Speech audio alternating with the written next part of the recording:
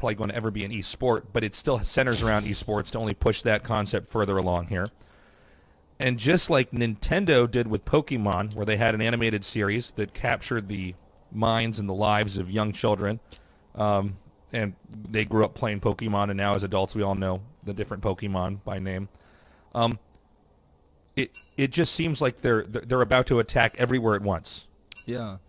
I wonder, I mean, first of all, I do respect Riot a lot for, I mean, we all have kind of like heard rumors here and there about this game or that game being made by Riot over the last, really like 6-7 years. Yeah, I heard a lot of rumors too. And it seemed like, Riot was just not ready to release anything. And I do respect a company like Riot for waiting until they feel like they've really got a grasp on something before pushing it out.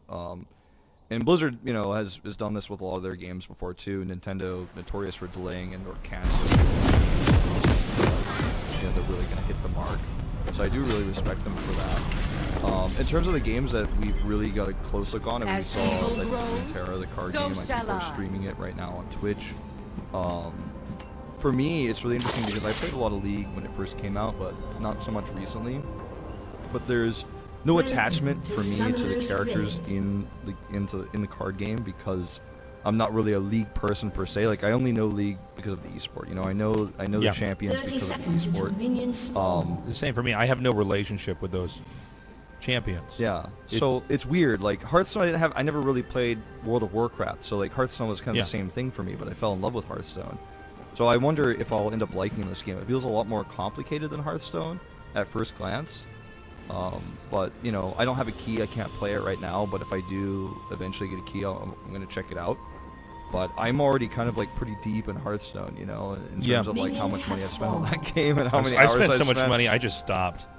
I just spent so much money on Hearthstone, I thought, my fucking God, man. I mean, I'm an adult and I make, okay money, so it's like I can do that, but... I went like almost double, I think, the money I spent on Hearthstone from casting it, because I cast a few events here and there. Yeah. Over like 5 years. So when I got to that point, I was like, I'm also going to stop spending money on Hearthstone for now, and I go like free to play, just whatever gold I get from grinding, like I buy packs with the gold. But yeah, I don't know exactly how Runeterra's model is going to work yet either. I mean, some details are out, but, we've been traveling and working and stuff, so I don't know exactly how the game's going to shape up. But it looks very complicated. It doesn't look as attractive as just because it feels like there's a lot to understand, like which sides for attack and defense it looks like, and there's a lot more mechanics on the cards, and it's more complicated. It's not like a two-card limit. It's much bigger than that, so... Seems like a hardcore version of Hearthstone, so I guess it's hardcore games. Yeah, I think I'll check it out. I'm super intrigued by the shooting game, because apparently... That's what I'm most excited about. Yeah. Well, I think this actually... The way that it looks, it almost seems like it's slightly lower tier graphics. And I think one of the reasons for that, and a lot of people don't know this, but Counter-Strike is not actually the biggest game of that type in the world. A lot of Europeans are probably going to shit on this, but this is actually a fact. There's Crossfire, which I'm sure a lot of people in this business have never heard of this game. Special Force Sudden Attack. There's a couple other ones. These are all, in a sense, kind of crappier versions of Counter-Strike. They're lower-tiered graphics, but places in the world where they can't afford high-end gaming PCs, that's what they play. And these games also operate on the free-to-play model, where like you can buy stuff in the game if you want, but you don't have to. Yeah, that's part of why yeah. Pretty low graphics requirements to play. And here's the thing: the companies that have run Crossfire, Special Force, they've not hit it off with their esports stuff. They didn't seem to have the infrastructure, or even the player base to necessarily want to go full on into their game. It wasn't a global, I think, player base, Right. It took like China, Indonesia, and places like that. But with Riot's ability to run esports, this game could be the biggest thing ever. And apparently they're doing all this stuff to combat bad ping and lag. which is always the issue that can affect a shooting game more than basic games. Shooting games, they can fix online play for those two games to be as global and as doable no matter where you're in the world as possible. I mean, they might just take over. Yeah, I mean, I'm excited for it. I mean, we saw very little footage of the game in general, but some of the stuff that we did see looked very Counter-Strike-esque in terms of the aim, you know, and how valuable headshots are. For example, in Overwatch, the headshot is going to net you a kill straight away unless you're using, you know, Widowmaker, for example, or another hero that has, like, burst damage to the head like McCree. Otherwise, you know, even if you're shooting in the head, you're still going to have to hit it several times. It's not the same kind of shooter, right? It's not a realistic shooter. And this game, even though it has, you know, a character that fires shurikens, it seems like the shurikens operate a little bit differently than, like, say, Genji's shurikens, right, in Overwatch, where it's much more precision-based, and I think that's really cool. Some of the abilities we saw, too, look like one ability kind of like sets up a smoke bomb. One's kind of like a smoke bomb that's in a line. At least that's what it looks like, right? So, you know, a lot of people who are diehard Counter-Strike fans look at this saying, well, I don't like the visibilities in the game. Maybe it's not for me. The abilities kind of, at least from what I'm seeing, mimic those of like a smoke grenade or a flashbang, potentially. So, well, there's also the Counter-Strike community's reaction. I mean, they really do a great job embarrassing themselves. I mean, I've never seen you know, and I'm coming from StarCraft, which also has historically maybe been the most insecure out of all the gaming communities, and at the same time elitist, but to suddenly see all these people who I guess didn't know about the game at all to come out and start talking out against it. I mean, just talk about showing how threatened you are. If you don't like it, don't play it. You know, and that's a game that actually has a very healthy competitive scene. So I thought that was pretty amusing. I thought that was people act like that on Twitter. Yeah, I thought that was pretty interesting too. I look forward to it though, because now that I've cast it about 3 years before that, like summer effects, one-off. Now that I've cast it because it's popular, kind of know how casting the FPS goes, and how, even though it feels like often based when you're casting or when you're watching it, there's so much macro play in Counter-Strike, there's so much macro play in Overwatch about where you are positioned, where you're moving as a squad. In Counter-Strike, whether you're doing an eco round or, you know, if you're flying all AKs or, you know, etc. Yeah, I would love to cast another game that's like that, but also has like some abilities. Talking about it looks really exciting. I think it's gonna pop off. A little bit. I mean, we saw like 3 hours. Right. But it reminds me of almost. It's a little bit cel-shaded. Not that cel-shaded. It's very clean. I think you're 100% spot on. I think it will run on low-end PCs. So, you know, that means people can play on their laptop, right? Which is huge for Korea. You know, it used to be, can you play it on the weak PCs at the PC bombs? Can you play it on your mom's computer? But now everyone's got a laptop for school, right? Can you play it on your school laptop? The answer is yes. It's probably going to do well. Also, I guess from a game design perspective, the big question for what way they're going to take it, and maybe there's a middle ground here, is, you know, Counter-Strike, it's all about aim, but not just that. It's also about flashes and nades, and can you napalm this certain area. Or I'm sorry, Molotov, not napalm. What the fuck am I talking about? Molotov in a certain area. And a lot of that is about controlling vision, right? Where it seems to me, correct me if I'm wrong, because I'm not an Overwatch expert. Overwatch is more about using objects like shields, like barriers to push into locations. So I'm wondering which direction they're going to take that, because FPS games operate totally differently depending on if it's a mobile barrier game or if it is flashes and smoke. I think people like to talk about barriers. The big unique thing about Overwatch that no other game really has is the support role, the healing role. Like even TF2 really only had medic that could heal you, right? And it was the closest thing we have to that is Mercy, right? In Overwatch. But the fact that you have healing, you know, frontline tanks, the barrier, sure, but you have this big guy Reinhardt, you've got monkey that was forward. Like the healing aspect changes how the game plays entirely. It plays like a MOBA. And even though I think most people classify it as FPS, I kind of classify it more as a MOBA, even though it has that FPS element. I would agree. And I think that this game feels like, even though they have some abilities, I don't think there's going to be any healing aspect to it, right? Because if one shot can kill someone to the head, and it seems like that's kind of, at least a huge factor. Yeah, they seem to want to make it very clear in the small video that was playing that this is one of those games where you're shot to die. If you're dead, you're dead. If you're dead, you're dead. You're not it's like Overwatch or Quake where you can eat a rocket and go heal yourself. Yeah. The devs did make it clear there was not going to be any respawns, so like kind of but I did notice that it seemed like there was a res mechanic in one of the videos where one of the characters kind of rezzed one of the characters that was another character that was outside of like a choke point, and then he shot and killed somebody who was hiding inside. Maybe like PUBG, where if you have a teammate, and they're crawling around on the ground, they're basically dead, but you can res them. Yeah, it might just be that one character's like main ability. Maybe they can only use it once per round or something like that. Maybe they have like a really weak gun. Because we don't know if you're. I mean, and correct me if I'm wrong, but we don't know if you're going to be able to buy guns per round yet. Or no, I think like this that. was leaked. I believe it was leaked that you can buy guns per round. Okay. I hadn't heard that, but I mean, I saw a picture of it. It's on Slasher's Twitter account. Okay. Is he said, and this is according to people that saw like in the distance what appeared to be a buy round, but I'm not sure. Okay. And they could always take that out. I might be totally wrong. Sure. I mean, that's what I heard as a leak. If there's a character that, for example, can res like maybe somebody can fire guns, but they have to buy it in the shop. I don't know. But I mean, that's one of those things I think is going to turn CS players off, is that I have a headshot kill on someone through a wall and res after getting resurrected.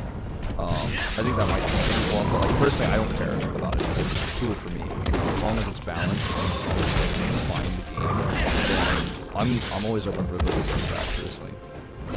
What about with the fighting game? I mean, I've talked about this in other podcasts that I've done with different guests, but it does seem like out of all the games, the types of games I should say, that people know how to make, fighting games, they really figured it out the most. There's so many good fighting games out there that are balanced and deep and beautiful that I can't name them all off the top of my head. Yeah, the fighting game, the thing that I always think about with fighting games is how to make sure that the characters that you created can use other. Like, there are bad matchups in fighting games, right? Sometimes you get outranged, and it's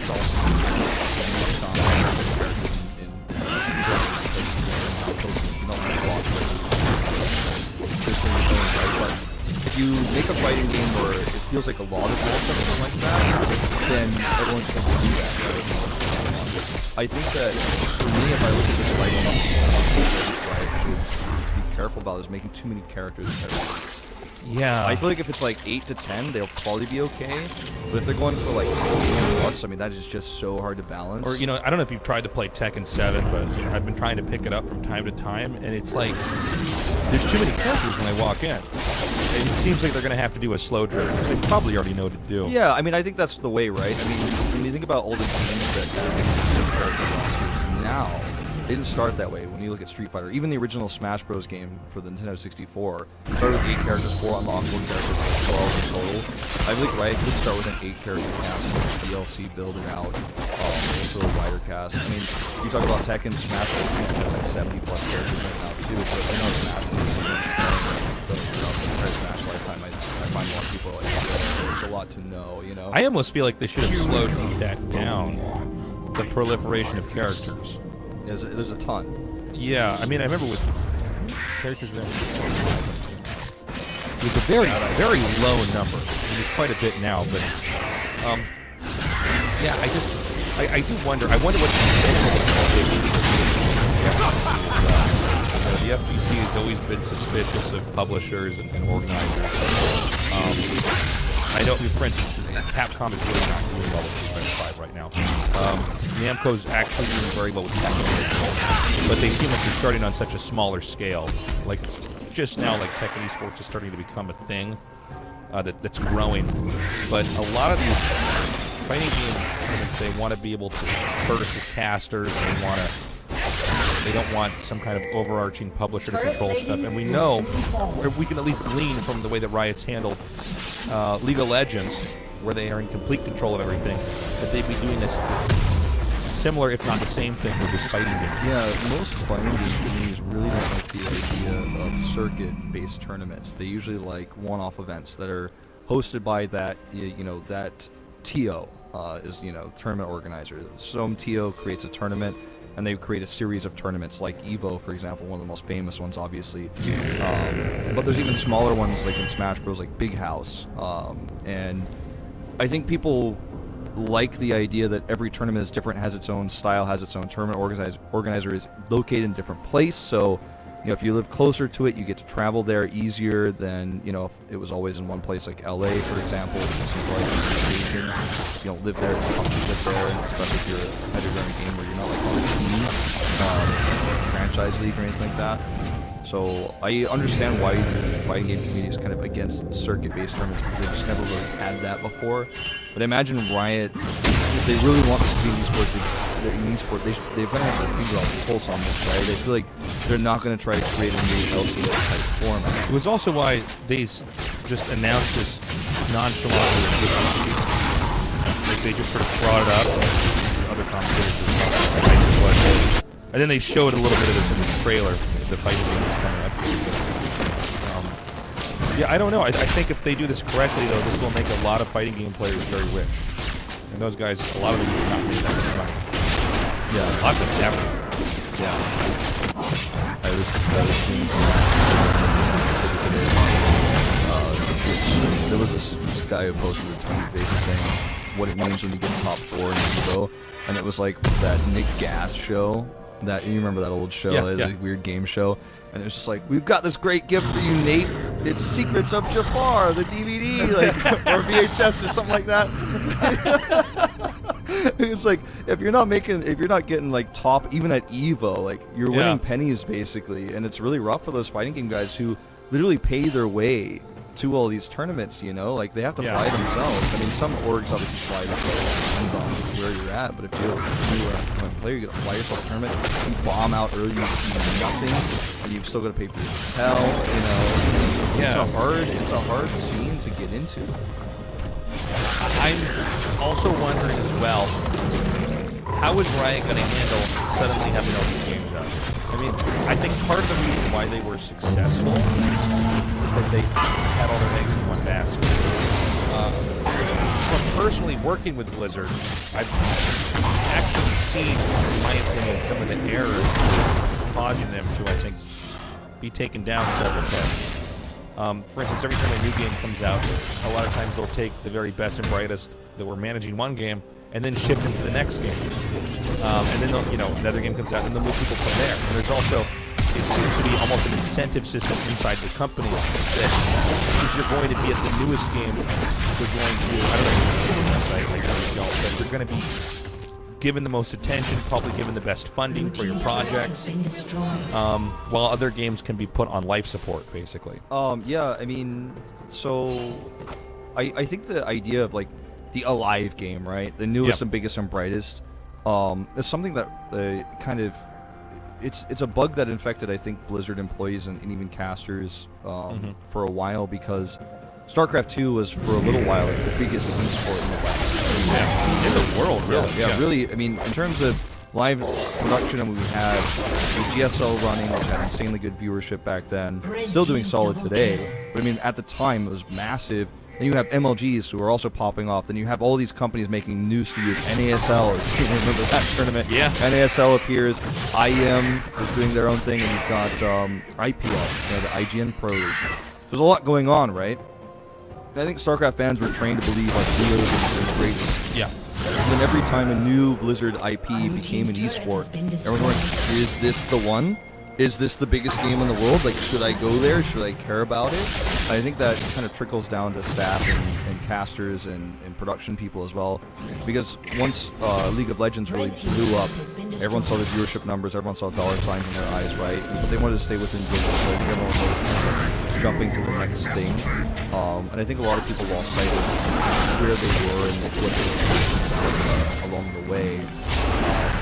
Because I mean, we saw it with Heroes especially. I feel like a lot of people really wanted to try it out. I used to for a great time. But it didn't blow up. It didn't become the thing that everyone wanted it to be. A lot of people, as soon as they realized that, just jumped out. And I stayed in until the end. I catched the last HGC HGC finals. You know, I mean not the grand finals. I went to BlizzCon. I was on the desk. I was involved in that. We get past the Korean league there. I stayed with Heroes until the end. I think a lot of people like to jump out right when the new thing comes out. Yeah, I've always found this to be kind of gross. And you'll see like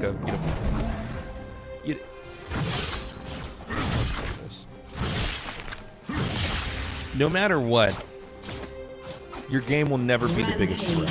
It just doesn't matter.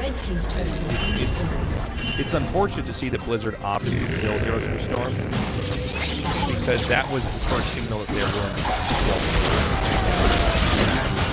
I think Overwatch League was going to be the last thing to go, right? But, you know, we don't know, right? I mean, they're still, as far as I understand, they're funding StarCraft, but they've been doing it less and less each year. But, yeah, it's too bad it's almost a disease happened where the game isn't the biggest.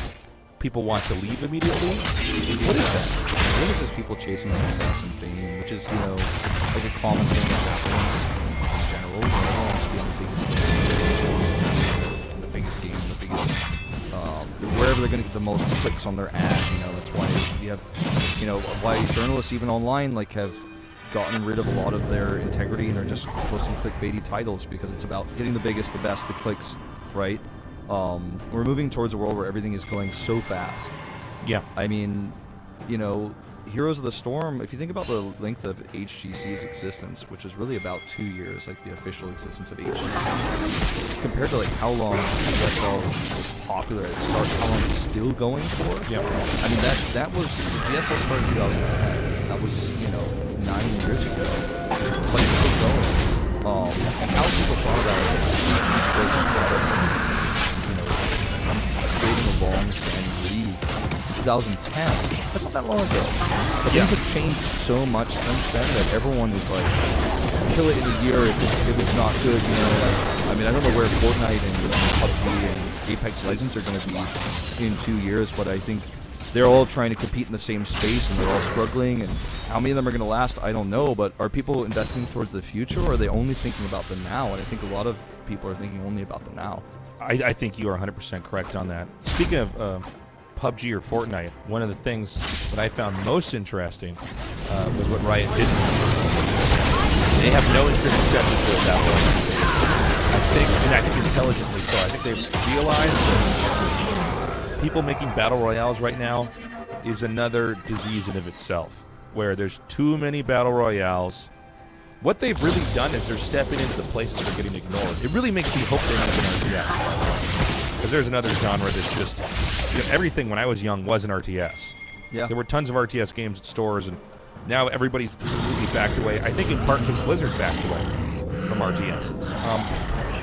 But they, with Riot, they did not want to touch battle royale. And I don't know what your thoughts are on this, but I think it's safe. I mean, it's just an oversaturated market right now. In an overall, otherwise, I think oversaturated kind of sports market that we have, where everyone's trying to make their game into an esport. You know, I for one was very surprised. You know, when I played the game, it felt like a fun couch co-op type. Like, I'm gonna play with my best friend. We're gonna mess around. We're gonna fuck around for like 2 hours on this game and then go out. And then it became like really competitive, really serious, world championship. You know, you just never know which leagues are going to take off, but everybody's trying. And as a result, you know, some leagues are doing very poorly, and it's unfortunate.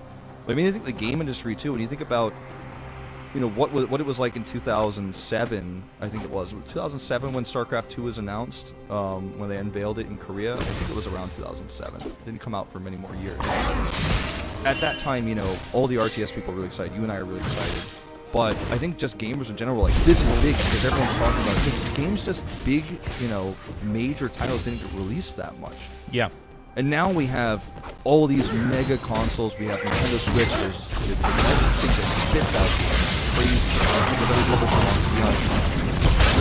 good. Microsoft, culture that we have where the PCs are so good that you can port almost any console game to a PC.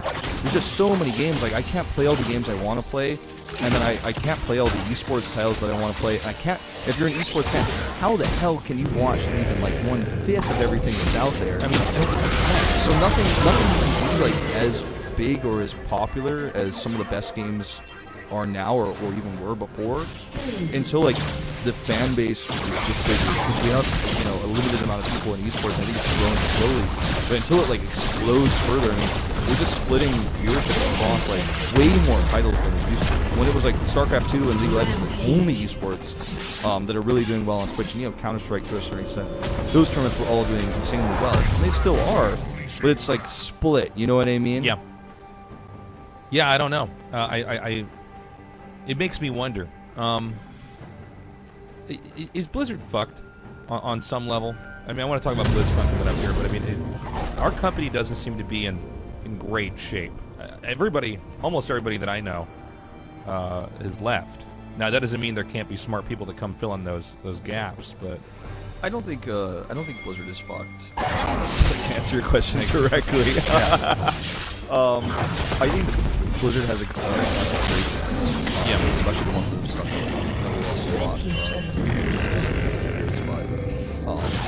I think Blizzard makes good games. And right now they're having the same struggles that, you know, that we've been talking about. There's just so many games, all these genres are oversaturated, you know, outside of like RTS. Hearthstone was the card game that blew up, and now there's so many card games. A lot of them are failing super hard. Yeah.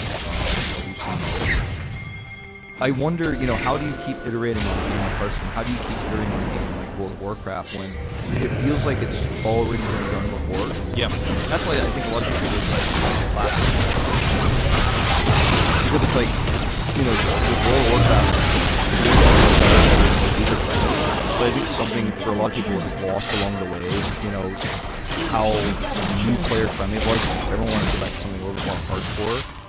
I think if Blizzard can figure out how to make their games, you know, take them back in a way, like if that makes sense, like go back to their old design philosophies, you know, I think their games are going to do really well.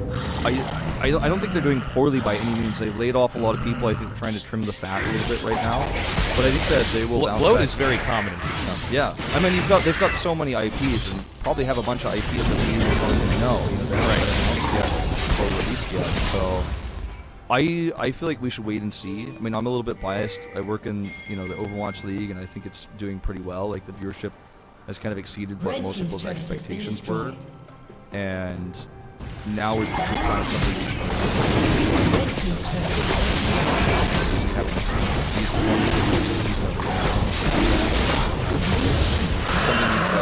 Really done. I mean, the closest thing is probably just like CS:GO. I think it's going to be big. I think it's going to be exciting. Will it be like? I don't think the Overwatch League model will be the best version of that we ever seen. Maybe in 5 years, our people learned a lot from what's going to happen next year in Overwatch. They have like the ultimate version. But I think it's a really good start, and I think it's a really huge move for esports, and I think a lot of people should look at Blizzard trying this in terms of, yes, it's only one of their esports, and a lot of people are sad about the scale of StarCraft nowadays and what's going on with Hearthstone. HGC is gone. But I think people should remember that Blizzard is trying this crazy thing with Overwatch. Yeah, it could really push the future of esports forward. People are worried if Overwatch League fails, it's so bad for esports. I think it's already past that point, and now, like, can it even push the boundaries further? I don't know. What are your predictions for announcements for BlizzCon? I think I mean, I don't know what's being announced, just to put that out there. I don't either. I have no idea. I think we will see another Blizzard classic.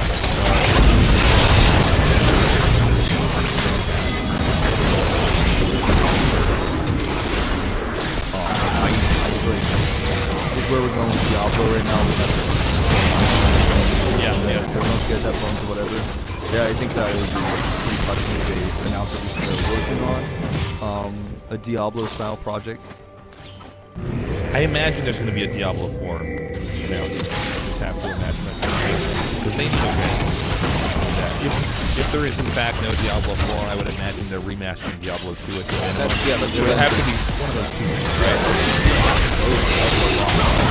Well, this is also a weird thing. This is a weird position to Blizzard in. Riot intentionally has the world before BlizzCon. It's going to be done before BlizzCon, right? Right before BlizzCon. Yeah, like literally right before BlizzCon. So that's very intentional. Now, Riot doesn't normally make major yearly announcements like and so they basically, I think, tend to give us a little bit of weakness with Blizzard. And also, it has that nice little 10-year with all this money they've put up. Project. It's going to be hard to match those announcements. Blizzard always had an announcement every year at BlizzCon, right? So there's no way Blizzard can announce as much stuff. Yeah, it's going to be tough. So I imagine there'll be something new in each game, maybe a new Heroes of the Storm, Hero, some expansion pack's going to be announced in Hearthstone, I think. I think they need to do something pretty big with Hearthstone, to be honest. Yeah, I think this BlizzCon has to be big. Yeah. So I think it could be something as game-changing as like President goes to a monthly subscription model instead of like you buy packs. Like it could be something huge like that you know, really grabs people. I mean, when they WoW Classic announcement, it's something that people have wanted forever because they were playing on the private servers, right? And people are like, I want to play WoW Classic, and they're like, I'll give it to you. Have dedicated servers. Yeah. Shut them down. They're going to be going forever. I would love to see something like that really breaks people. Blizzard knows what I want, you know? Yeah. It's interesting as well because we have a new CEO there. It seems like before Mike Morheim left, he made sure. I don't know this for sure, but he made sure that all of the masters and match with the new games that Blizzard's going to come out with. It does seem like somewhere along the way there was a design philosophy change, by the way. Like, Heroes of the Storm, I think, was the first time this was shown. Do you agree with me on this? Because it was basically like, there certainly came at some point this idea of, I want our games to be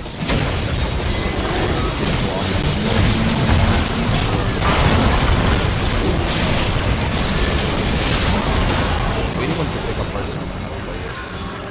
5 minutes. Play the tutorial that makes it play. Feel like you gotta throw his bananas back at him or whatever. Yeah, you kill Illidan. His hero power is OP, but you still beat him because it's like you to beat him. Like nobody dies in the tutorial, you know. Yeah, yeah. Except Brendan, he died. But